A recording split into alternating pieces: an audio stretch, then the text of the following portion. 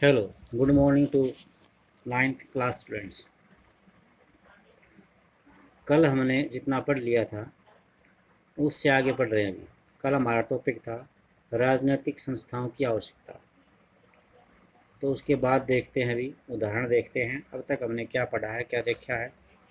हमको ये पता है कि प्रधानमंत्री और कैबिनेट ये ऐसी संस्थाएं हैं जो सभी महत्वपूर्ण नीतिगत फैसले करती हैं। दूसरा, मंत्रियों द्वारा लिए गए फैसले को लागू करने के उपायों के लिए एक निकाय के रूप में नौकरशाह जिम्मेवार होते हैं। थर्ड है, सर्वोच्च न्यायालय ऐसी संस्था है जहां पर नागरिक और सरकार के बीच विवाद सुलझाए जाते हैं। अब नेक्स्ट हमारा टॉपिक बनता आ रहा है, देखिए आप, संस्थाओं के साथ काम करना आसान नहीं है। इस विषय पर अपने विचार दीजिए। संस्थाओं के साथ यानी कोई भी इंस्टीट्यूट हो उसके साथ रूल रेगुलेशन जुड़े रहते हैं। इस प्रकार हम कह सकते हैं कि संस्थाओं के साथ काम करना आसान नहीं है। कायदे कानून से नेताओं के हाथ बांध दिए जाते हैं। कुछ समितियां, कुछ बैठकें और कुछ रूटीन काम होता है। कुछ सामान्य रूटीन का होता है। अक्सर इनके कारण काम में देरी और परेशानियां होती हैं। इसलिए संस्थाओं के साथ कामकाज में परेशानी महसूस की जा सकती है। ऐसे में कोई सोच सकता है कि एक ही व्यक्ति सारे फैसले ले ले तो ज़्यादा बेहतर होगा। यानी एक ही व्यक्ति सारे फैसले ले सकता है तो इससे सुधार हो जाएगा। कायदे कानून और बैठकों की क्या ज़रूरत है। यानी अगर एक ही व्यक्ति सारे फैसले ले ले तो उसके लिए कायदे कानून और बैठकों की क्या ज़रूरत है। परंतु यह सोच लोकतंत्र की बुनियादी भावना के अनुकूल नहीं है। यानी अगर ऐसा हो गया तो वहाँ पर लोकतंत्र की स्थापना नहीं हो सकती। वहाँ पर फिर हो जाएगी तानाशाही। और तानाशाही और लोकतंत्र दो अलग अलग धारणाएं हैं। संस्थाओं के कामकाज के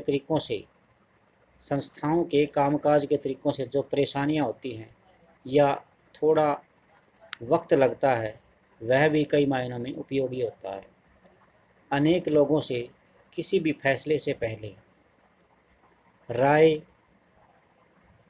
या विचार विमर्श करने का अवसर मिल जाता है।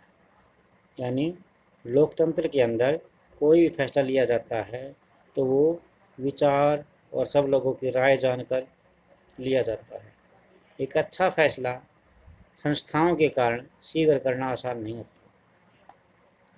संस्थाएं बुरा फैसला भी ले सकती हैं। संस्थाएं बुरा फैसला भी जल्दी से ले पाना कठिन बना देती हैं। यानी संस्थाएं बुरा फैसला जो लिया जाता है उसको भी लेना कठिन बना सकती हैं। इसी कारण लोकतांत्रिक सरकारें संस्थाओं पर जोर देती हैं। तो ये बताया है कि यहाँ पर संस्थाओं के साथ काम करना आसान नहीं होता, क्योंकि सभी लोगों की राय ली जाती है। इसमें लोकतंत्र है, जिस विचार पर सभी सहमत होते हैं वही फैसला लिया जाएगा। इसमें देखना पड़ता है कि कितना कल्याणकारी फैसला है, ये कितना नुकसानदायक फैसला है। तो विचार विमर्श किया जाता है। अब हमारा टॉपिक है संसद। क्या आपको कार्यालय ज्ञापन के उदाहरण में संसद की भूमिका याद है? शायद नहीं। यह फैसला क्योंकि संसद ने नहीं किया था। इस प्रकार आपको लग सकता है कि इस फैसले में संसद की कोई भूमिका न हो। लेकिन पहले हम कुछ घटनाओं पर नज़र डालते हैं कि क्या उनमें संसद का कहीं जिक्र था। हम उन्हें निम्नलिखित वाक्यों को पूरा करके याद करने की कोशिश करते हैं। मंडल आयोग के रिपोर्ट पर चर्चा हुई थी। कहाँ हुई थी? संसद में हुई थी। भारत के राष्ट्रपति ने इसका जिक्र किया था। कहाँ पर किया था? भी वो भी संसद में किया था। और प्रधानमंत्री ने जो कुछ भी कार्य किया वो देखते हैं कहाँ पर बताया गया। संसद में यह फैसला सीधे तौर पर किया गया था। इस रिपोर्ट पर संसद में चर्चा हुई थी। चर्चा से सरकार का मत, सरकार की जो राय थी वो प्रभावित हुई थी। इसी कारण से सरकार पर मंडल आयोग की सिफारिश पर कार्रवाई करने के लिए दबाव पड़ा था। सरकार पर मंडल आयोग की जो सिफारिशें थी उन पर दबाव पड़ा था, क्योंकि जनता दल की सरकार बनी थी और इसने ये कहा था कि अगर हमारी सरकार बन जाती है, चुनावी घोषणा पत्र में इसने ये कहा था कि अगर हमारी सरकार बन जाती है तो हम इस जो मंडल आयोग के जो सिफारिशें हैं उनको एज इट इज़ लागू कर देंगे। तो इसलिए इसके आधार पर इन्होंने वोट मांगे थे और जो मंत्री थे या जो एमपी बने उन सब पर इस बात को मनवाने का दबाव था। इसलिए कही गई ये बात, सरकार पर दबाव पड़ा था।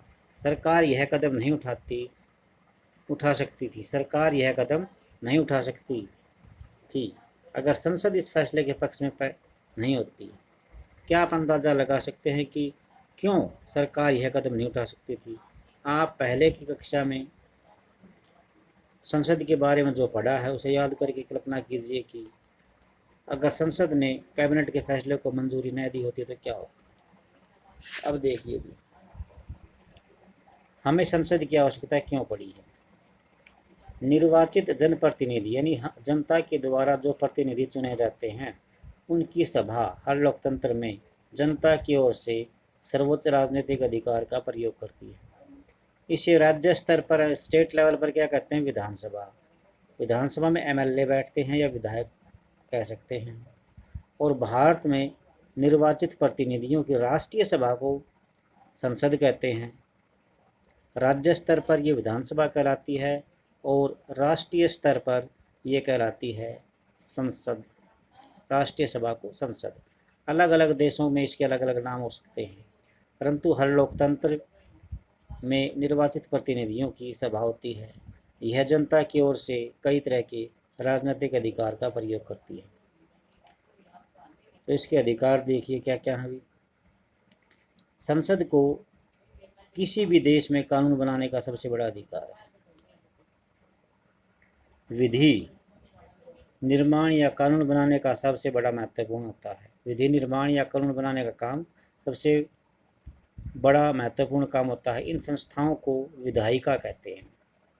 दुनिया भर की संसदें नए कानून बना सकती हैं, मौजूदा कानूनों में संशोधन कर सकती हैं या मौजूदा कानून को ख़त्म करके उसकी जगह नया कानून भी बना सकती हैं। दूसरा है भी विश्व भर में सरकार चलाने वालों को नियंत्रित करने के लिए संसद कुछ अधिकारों का प्रयोग करती है। भारत जैसे देश में उसे सीधा और पूर्ण नियंत्रण प्राप्त है। संसद के पूर्ण समर्थन की स्थिति में ही सरकार चलाने वाले फैसले कर सकती है। सरकार के हर फैसले पर संसद का नियंत्रण होता है। अधिकांश देशों में संसद की मंजूरी के बाद ही सार्वजनिक पैसे को खर्च किया जा सकता है। यानी कहीं भी अगर कोई पैसा खर्च करना है तो वो संसद की मंजूरी ली जा सकती है। फोर्थ पॉइंट, संसद ही सार्वजनिक मसलों और किसी देश की राष्ट्रीय नीति पर चर्चा और बहस के लिए सर्वोच्च संघ है। संसद किसी भी मामले में सूचना मांग सकती है। तो ये 4 पॉइंट थे जिसमें बताया गया है कि संसद के अधिकार क्या है। अब है संसद के 2 सदन, ये और पढ़ लेते हैं अभी, क्योंकि संसद आधुनिक लोकतंत्र में सबसे बड़ी भूमिका निभाती है। इसलिए अधिकांश बड़े देशों ने संसद के अधिकारों और भूमिका को 2 भागों में बांट दिया है। इसे संसद सदन या चैम्बर कहते हैं। सदन के सदस्य पहले आमतौर पर सीधे जनता के द्वारा चुने जाते हैं। वे जनता की तरफ से वास्तविक अधिकारों का प्रयोग करते हैं। दूसरे सदन के सदस्य अमूमन परोक्ष रूप से चुने जाते हैं और कुछ विशेष काम करते हैं। यानी ये राज्यसभा के बारे में बात चल रही है, वो पहला था, वो लोकसभा के बारे में बात चल रही थी, और कुछ विशेष काम करते हैं। दूसरे सदन का सामान्य काम विभिन्न राज्य, क्षेत्र और संघीय इकाइयों के हितों की निगरानी करना होता है। हमारे देश के 2 सदन हैं, संसद के 2 सदन हैं। हमारे देश की संसद के एक सदन को Lok Sabha house of common people तो दूसरे को राज्यसभा काउंसिल ऑल स्टेट्स कहते हैं। भारत का राष्ट्रपति संसद का हिस्सा होता है, हालांकि वह दोनों में से किसी भी सदन का सदस्य नहीं होता, इसलिए सदन के फैसले राष्ट्रपति की मंजूरी के बाद ही लागू होते हैं। पिछले चैप्टर में कक्षाओं में आपने संसद के बारे में पढ़ा है, लोकसभा का चुनाव कैसे होता है। लेसन 4 में आपको इस बारे में पता लगा है और संसद के दोनों सदनों के में गठन के अंतर को याद करते हैं और इस मामलों में लोकसभा और राज्यसभा के बारे में अलग अलग जवाब देते हैं। सदस्यों कौन चुनता है? लोकसभा के सदस्यों को आम जनता चुनती है। उनका कार्यकाल 5 साल होता है। सदस्यों की संख्या कितनी होती है? अलग अलग है लोकसभा और राज्यसभा में। क्या सदन को हमेशा के लिए भंग किया जा सकता है? नहीं। लोकसभा को 5 साल के बाद भंग किया जाता है। राज्यसभा के 2/3 सदस्य 2 साल के बाद रिटायर होते रहते हैं। तो ये था अभी, और नेक्स्ट हम कल करेंगे। थैंक्स।